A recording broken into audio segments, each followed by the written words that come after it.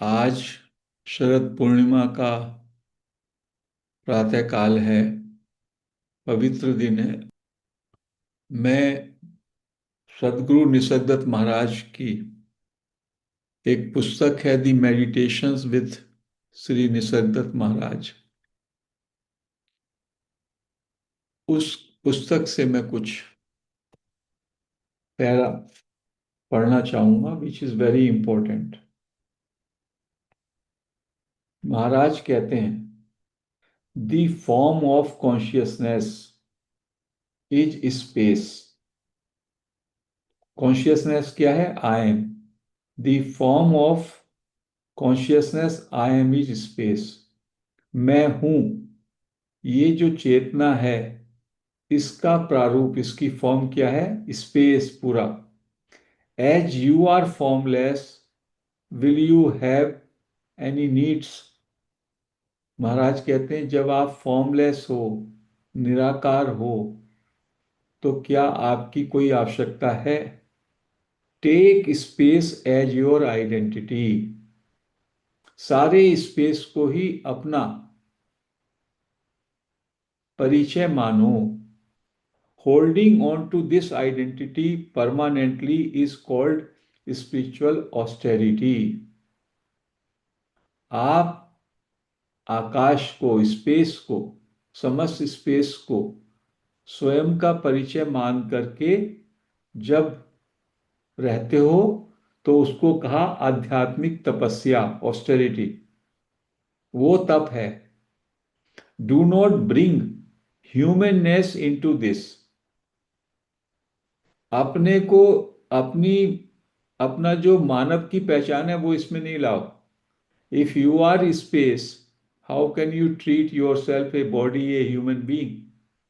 यदि आप अपने को एक मनुष्य मानते हो, तो ये जो है बहुत छोटी बात कर दी आपने। आप तो चेतन तत्व के रूप में, आई एम के रूप में समस्त स्पेस हैं, सब जगह फैले हुए हैं। तो kindly don't consider your self a human. Once you realize this, the word, would there be any need for a house or a family? जब आप ये समझ लोगे कि आप समस्त स्पेस हो, तो क्या आपको मकान की, क्या परिवार की, इसकी कोई जरूरत रहेगी?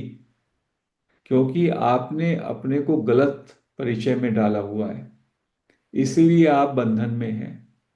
Once you say I am not the body, इसका मतलब I am not a human even, I am a space, I am a pure consciousness.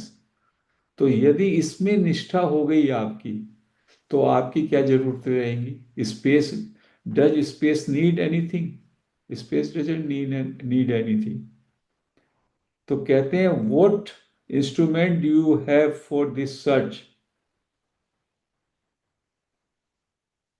कहते हैं, सर्च के लिए, स्वयं को जानने के लिए क्या आपको इंस्ट्रूमेंट चाहिए? Is it not the knowledge that you are? अपने होनेपन का जो ज्ञान है, यही सब में बड़ा इंस्ट्रूमेंट है मेरे पास। To know that I am, होनेपन का जो भाव है, this is the main capital that is spread throughout the world in the form of 5 elements. यही जो पूंजी है होनेपन की, यही 5 भूतों के रूप में सब जगह फैली हुई है। Krishna also taught this knowledge in various ways. Lord Krishna ने भी इसी ज्ञान को विभिन्न तरीके से लोगों को बताया। What was his capital? उनके पास क्या कैपिटल थी? Was it not his consciousness? क्या उनकी जो ये चेतन थी, उनके पास भी तो यही कैपिटल थी, मैं हूं। With most people the same capital is smeared with sin and virtue. बाकी सब लोग उस कैपिटल का इस्तेमाल करते हैं पाप में और पुण्य में। कहते हैं, whether you see a deity और a ghost, is it seen in the light of your light? चाहे तो आप एक भूत को देखें या एक देवता को देखें, देखने वाली की जो लाइट में है वो दिखाई देता है। तो देखने वाले की लाइट में वो प्रकाशित होता है जो भी कुछ आप देख रहे हैं। Most teachers recommend rights and rituals.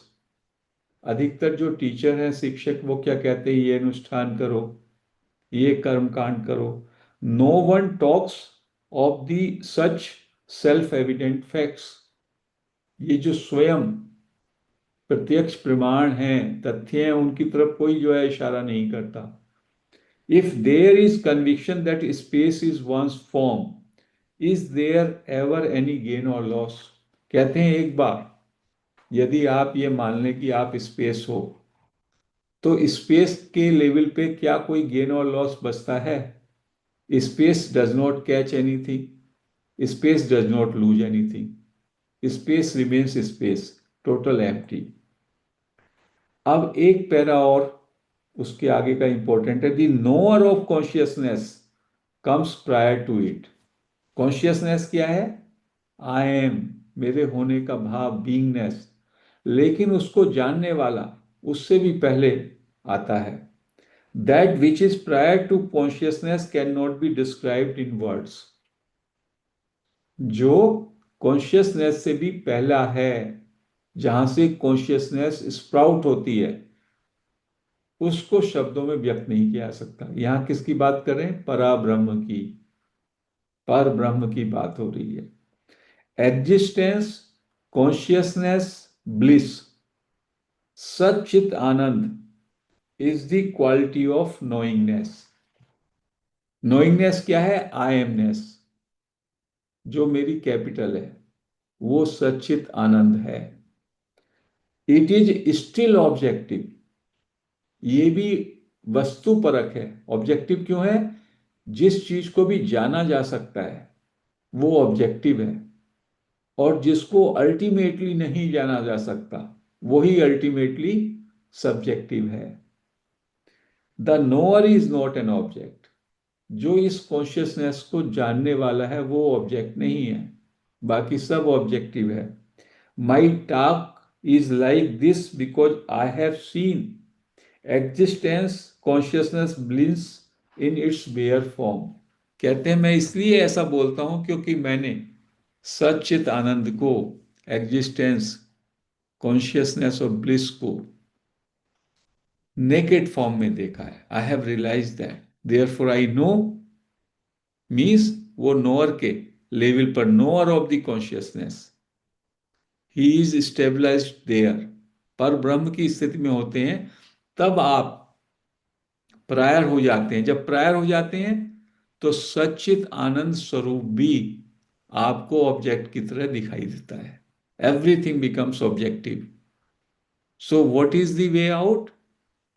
पहले आप केवल आई एमनेस पे, कॉन्शियसनेस में अपने को स्टेबलाइज करें। And what is that consciousness? It is like a space. तो उसके लिए कंटेम्पलेट करना जरूरी है। I am not the body, I am not the mind, I am not even human, only beingness which is spread out everywhere like space. तो निसर्गदत्त महाराज करते हैं, इसका चिंतन करें। And when you just stabilize in the beingness, in the spacious consciousness, तो इसी से आपको कितना रिलीफ होगा? जब आप अपनी ह्यूमन फॉर्म से ही जुदा हो गए, you are not a human being, तो ह्यूमन लेवल पे, इंडिविजुअल लेवल पे जो कुछ आप सोचते थे, मेरा, मैं, मेरा, तय, तेरा, उसका, वो खत्म हो गया सब। All divisions fall, all your ego goes away. और उसके बाद जब वहां पे स्टेबल होते हैं तो then there is a aha moment when you feel this is also object. जो ये सच्चित आनंद है, स्पेस है, स्पेस के भी beyond, prior to space also, that is the ultimate reality, that is the Parabrahman. और निसर्गदत्त महाराज कह रहे हैं, चूंकि मैं वहां पे हूं, मैं देख सकता हूं, मैंने वो रियलाइज किया, इसलिए मैं इस तरह की बात करता हूं। नहीं तो अधिकतर टीचर्स कोई कर्म कांड बता देंगे, कोई जो है रिचुअल बता देंगे, उसी में वो जो है सबको खुद घूमते हैं, उसी में घुमाते रहते हैं। So friends, this one para itself explains the entire essence of teachings of सदगुरु निसर्गदत्त महाराज। सो आज हम इस डिस्कोर्स को यहीं पर समाप्त करते हैं। हरि ओम।